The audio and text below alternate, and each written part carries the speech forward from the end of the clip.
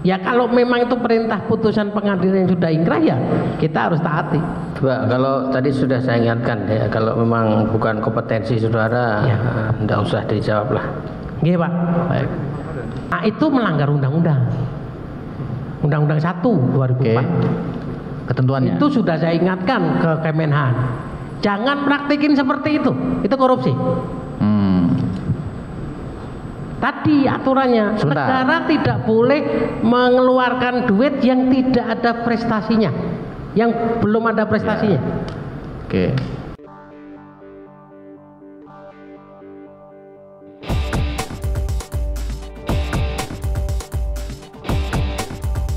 Hai guys, jangan lupa tonton sampai habis agar tidak gagal paham.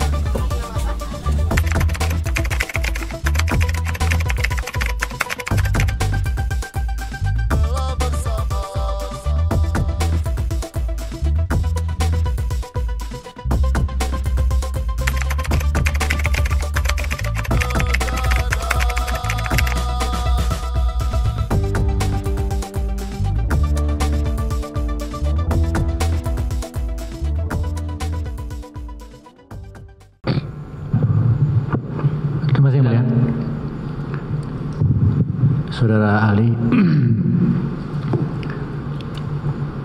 ini terkait dengan politik anggaran tadi ya. Nggih. Saya jujur ingin ahli menerangkan. Tadi disampaikan bahwa kalau dibintangi ada dua model ya. Ya. Kemudian ya, ketika proses permintaan perbaikan alasan dibintangi itu dilengkapi, menurut pendapat ahli, apakah program ataupun anggaran itu bisa dilanjutkan setelah dipenuhi?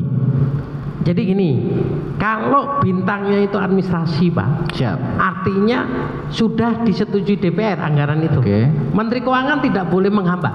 Baik. Karena bukan kewenangan Menteri Keuangan, ini sudah disepakati eksekutif dan legislatif. Itu berarti sudah sah. Perkara bintang administrasi itu syarat untuk dibayar. Baik. Jadi kalau belum dipenuhi KPPN nggak bisa bayar. Baik. Administrasi tadi dah. Tapi kalau DPR bintangnya karena DPR nggak sepakat, itu berarti tidak boleh tekan kontra. Baik. Gitu.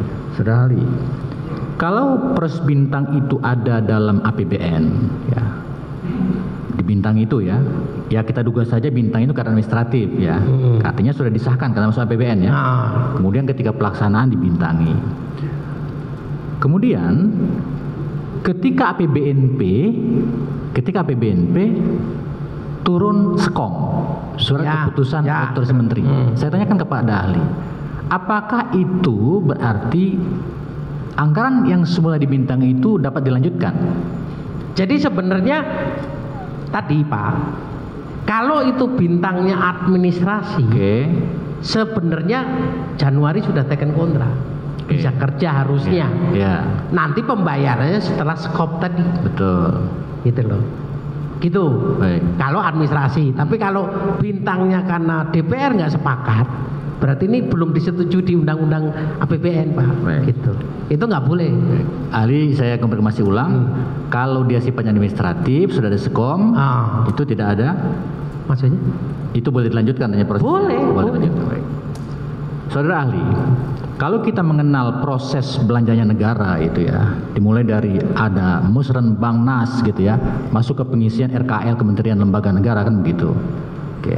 Kemudian saudara ahli, apakah saudara pernah mendengar istilah perintah direktif presiden? Ya. Coba jelaskan, itu apa? Perintah direktif presiden itu seperti apa? Jadi kadang presiden tuh memutuskan, misalnya nih ada di dalam ratas sidang kabinet tuh memutuskan, tolong anggarkan ini, berarti itu udah direktif Pak. Itu yang dimaksud. Ya itu contoh perintah direktif presiden itu. Oke. Jadi bawahan mengikuti administrasi apa Ya, yang dibutuhkan. semuanya harus ngikuti. Baik. Karena sudah arahan sidang kabinet, udah keputusan presiden, gitu kan? Gitu. Baik. Selanjutnya ahli. Bila mana perintah direktif presiden itu, ya, kemudian dalam pelaksanaannya apakah boleh dilakukan ya sesuai petunjuk dari Kementerian Keuangan, catatan-catatan terkait administrasi yang dilengkapi itu ya, apakah boleh disesuaikan ya, disesuaikan nih ya dengan kebutuhan yang akan melaksanakan pengadaan? Jawabannya gini, kembali lagi, pengadaan itu harus berdasarkan analisis kebutuhan. Analisis kebutuhan. Butuhnya apa? Bukan dari pelaksana tadi. Baik. Ini butuhnya apa? Baik. Saya sebagai KPA nih, saya nyoret anggaran diusulkan oleh pelaksana pengadaan saya. Oh, nggak butuh saya. Oke. Ngapain lu ganti kursi saya? Kursi saya masih bagus kok. Karena mau ngabisin anggaran, Pak. Saya nggak mau, coret. Nah, mau pengadaan laptop, saya coret. Nggak mau saya. Baik. Saya nggak butuh laptop kok, gitu loh. Baik. Ini yang harus begitu, gitu loh. Jadi kebutuhan itu harus ada analisis kebutuhan dulu. oke, dari yang akan dari yang akan melaksanakan atau dari PA? Dari PA. Dari PA. Oke. Baik. Kemudian ahli. Artinya apakah dapat disampaikan oleh ahli PA yang menentukan kebutuhannya apa ya? Ya harus. Baik. Kemudian kalau ada bukti surat keputusan otorasi menteri dalam hari ini sebagai PA meminta kepada KPA sebagaimana diatur dalam Permen 17 tadi ya, Permenhan nomor 17 tahun 2014. Apakah itu artinya kebutuhan yang ada pada PA tadi itu ya, diminta dilaksanakan oleh KPA? Ya, kan kembali lagi ya, analisis kebutuhan itu Ya. harus dilampiri data-data ya. Baik. Harus bikin TOR, bikin spek, bikin tadi RAP-nya kira-kira berapa sih? Bukan dari cuman surat adain gitu. Kan harus ada itunya.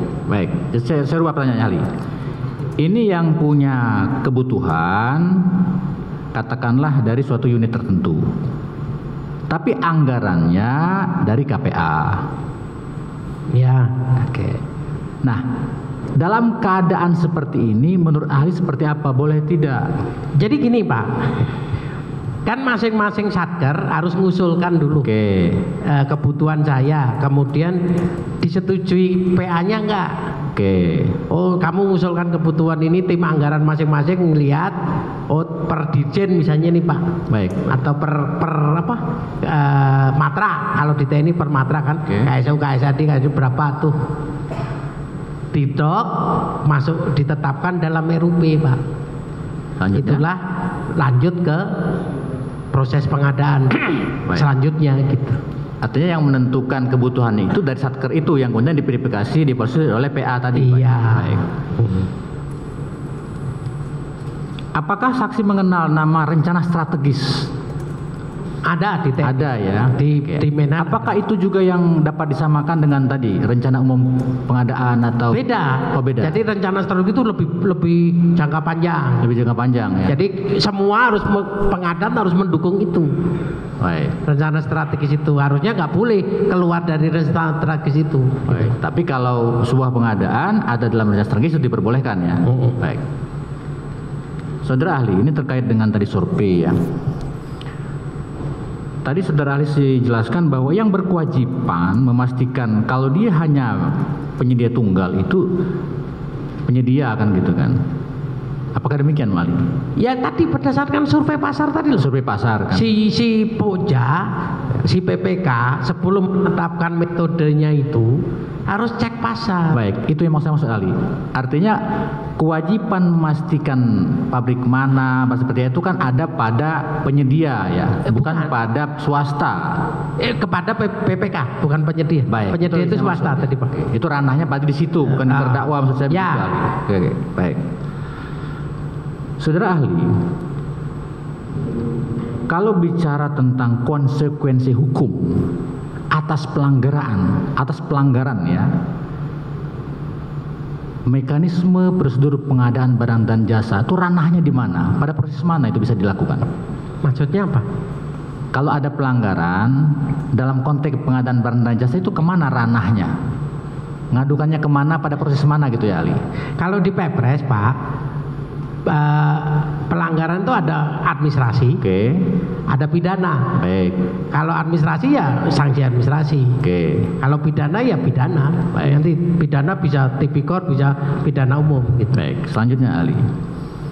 Tadi ahli sampaikan kalau pengadaannya tidak memenuhi kualifikasi gitu ya, atau tidak memenuhi syarat.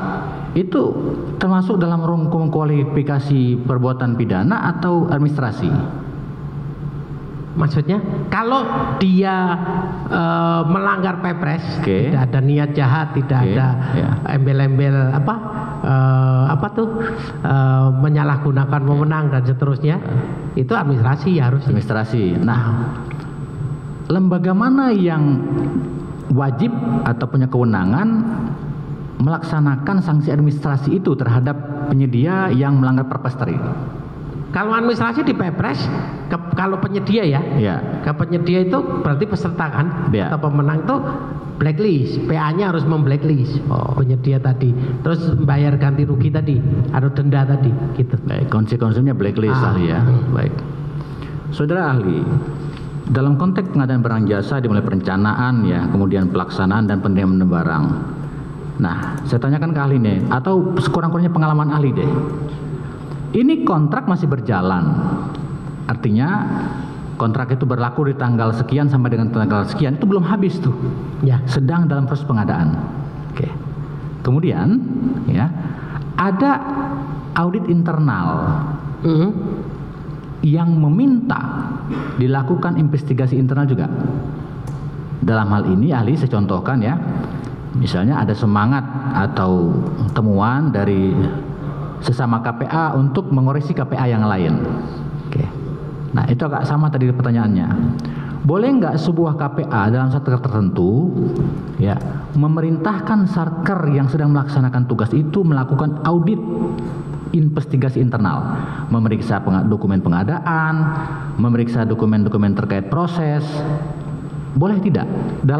Kalau itu tadi inspektorat atau yang tukang meriksa tadi, penyidik itu pun dia memang tugasnya dia nggak apa-apa. Baik, boleh ya? Boleh. Baik. Ini bukan penyidik yang ahli ya. Ini inspektorat internal. Iya, kalau inspektorat gini. Jadi gini, Presiden tuh maunya gini Pak. Sebenarnya kasus korupsi pengadaan SOP-nya ya. Kalau belum FHU itu masih berdata. Baik. Sehingga tolong serahkan ke inspektorat. Baik. Inspektorat suruh ngaudit gitu ya. Selesaikan. Kalau di situ ada kelebihan bayar dikembalikan, kalau di situ ada kekurangan spek perbaiki gitu ya. Kalau belum FHU ya. Karena maunya Pak Presiden itu pencegahan dulu gitu. Tapi kalau sudah terlanjur FHU itu serah terima kedua setelah masa pemeliharaannya habis. Kalau itu ada barangnya yang sudah diterima. Tapi kalau tidak, mestinya kalau di tengah kontrak kalau ditemukan penyimpangan harusnya dibatalin tadi. Gitu Pak. Konsekuensi hukumnya ya kalau nggak dibatalin ya tanggung jawab masing-masing. Baik, gitu. Itu artinya semangat yang ahli sampaikan tadi itu, kalau ada temuan sejak awal dalam masa kontrak, tertingginya pembatalan. Ya, dan atau blacklist tadi ahli ya. Ya kalau di situ ada ketemu kesalahan penyedia, blacklist, duitnya balikin gitu kan. Ya. Gitu aja. Baik. Sehingga nggak terjadi ranah pidana, kecuali suap ya. Kalau di situ kejadian ada suap, ada gratifikasi itu lain perkara. Gitu. Saudari, saya tanya lagi terkait dengan proses lanjutannya. Kalau ada penyelesaian kontrak antara pengguna jasa dengan penyedia jasa melalui putusan sebuah pengadilan, apakah putusan pengadilan itu dapat dijadikan pedoman bagi penyedia jasa dan pengguna jasa dalam menyelesaikan kontrak itu? Kalau putusan pengadilan itu ingkrah, ya harus ditaati. Tapi kalau enggak ya nggak bisa Pak. Baik. Kalau belum ingkrah belum bisa. Baik. Jadi ada kewajiban ya untuk mengikuti sebuah putusan pengadilan itu ya. Apapun isinya kan gitu. Baik. Saudara ahli, Kemudian tadi kalau bicara administratif ya, ada inspektorat yang dapat mengevaluasi sejak dini gitu ya, sebagaimana semangat Presiden yang Ali sampaikan. Nah, kalau sekarang kontrak sudah berakhir, Ali. Ini pendapat Ali yang mau saya tanyakan ya. Kontrak sudah berakhir. Oke. Ada putusan pengadilan. Putusan pengadilan itu mengisyaratkan untuk menerima barang yang sesuai spesifikasi ya. Kemudian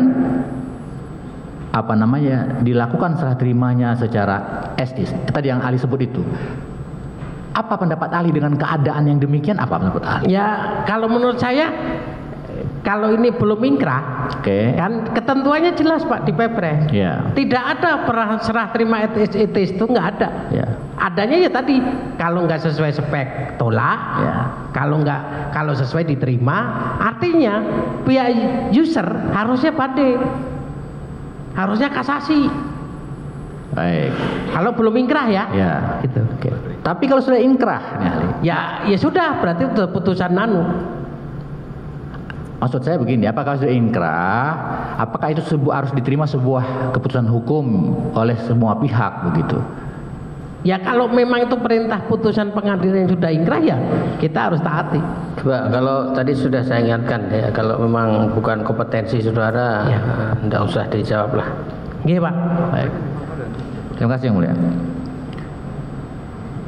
Saudara ahli, ini kaitan dengan kasus ya tertentu yang mau saya tanyakan kepada ahli. Tadi saudara ahli menjelaskan tentang dana di tahun jamak, proyek di tahun jamak gitu ya. Apakah ahli pernah mendengar soal pengadaan di lintas tahun? Pengelolaan dana lintas tahun. Jadi gini, sepengetahuan saya itu Menteri Keuangan memberikan dispensasi kekhususan boleh meluncur untuk dana SBSN. Jadi boleh meluncur walaupun tahun tunggal bisa meluncur tahun depan. Baik. Dana pinjaman hibah luar negeri boleh. Itu boleh meluncur Pak. Baik. Tidak mengenal izin multiisnya, nggak perlu izin Menteri Keuangan, otomatis. Nah sekarang 2000 COVID kemarin tahun 2000 berapa? 2021 ya. Itu boleh meluncur Pak 6 bulan. Tahun ini Menteri Keuangan memberikan dispensasi untuk SBSN sama proyek-proyek infrastruktur itu boleh meluncur tahun depan 3 bulan. Maksimalnya 3 bulan. Baik. Kalau ahli sendiri secara pengalaman pernah menangani perkara-perkara yang tadi lintas tahun? Oh kalau pengadaan multis pernah. Pernah ya? Pernah dipraktekkan tadinya itu ya? Ya. Oke. Saudara ahli, kalau dalam konteks lintas tahun tadi itu, secara teknisnya bagaimana sih teknis uang negara itu?